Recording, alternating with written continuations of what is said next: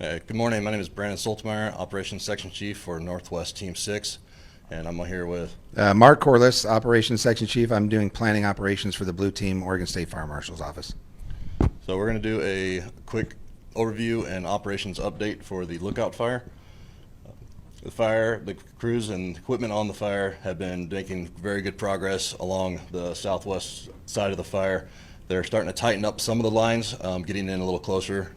Our overall strategy is still the same of minimizing the most amount of acres we can, protecting private property, and our critical value at risk down here is the McKenzie 126 corridor.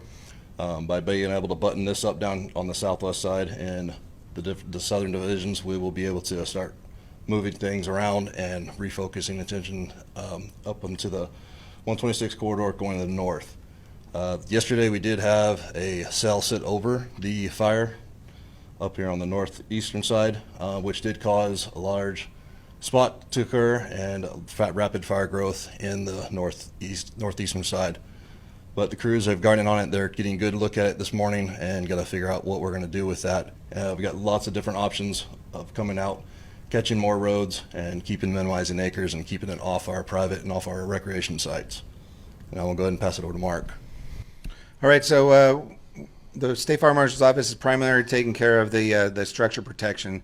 So you'll see some of those rigs driving around in the community, and we're primarily focused along the 126 corridor. The level 3, as most of you folks know, is north of the 126. It kind of dips down in a couple spots right to the McKenzie River, but basically, for quick reference, it's north of the 126 is still in a level 3, and everything else is still down here in a level 1. So you'll notice all of those folks driving around, and what we're doing is we're doing structure prep, and we have about 70% of everything in the level 3 is fully prepped, and that means all the brush and everything has been moved away from the houses. And we're at a point where if the fire does come down and mitigate into those houses, we have some of those things set up ready to go so we can get crews in there, and they feel comfortable in protecting most of those structures right now.